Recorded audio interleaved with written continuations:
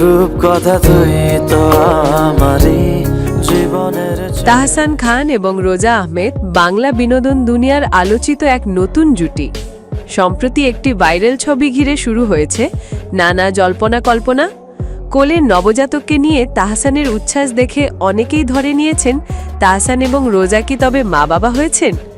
আজকের ভিডিওতে জানাবো এই ভাইরাল ছবির আসল সত্য এবং তাহসানের নিজের মুখে বলা সেই স্পষ্ট ব্যাখ্যা। সম্প্রতি সামাজিক যোগাযোগ মাধ্যমে ছড়িয়ে পড়ে একটি ছবি, যেখানে দেখা যায় গায়ক ও অভিনেতা তাহসান খান এক নবজাতক শিশুকে উচ্ছ্বাস ভরে তাকিয়ে দেখছেন। শিশুটিকে তাহসানের দিকে এগিয়ে দিচ্ছেন একজন মহিলা।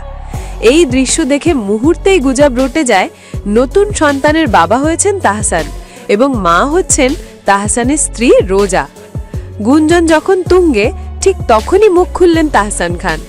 গণমাধ্যমকে দেয়া এক সাক্ষাৎকারে তিনি বলেন, ছবিটা আসলে ৩ বছর আগের। শিশুটি আমার ছোট ভাইয়ের সন্তান। তখন হাসপাতালে গিয়ে ওকে দেখতে গিয়েছিলাম। তাহসান স্পষ্ট জানিয়ে দেন এই গুজব সম্পূর্ণ ভিত্তিহীন এবং তিনি এমন ভুল ব্যাখ্যা নিয়ে বিব্রত।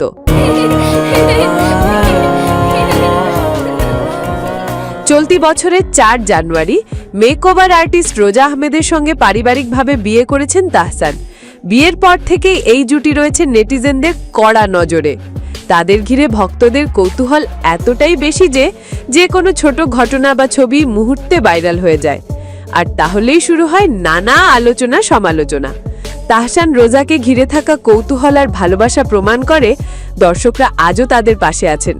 তবে ভুল তথ্য ছড়ানো কিংবা গুজবে কান না দেয় আমাদের সবার দায়িত্ব।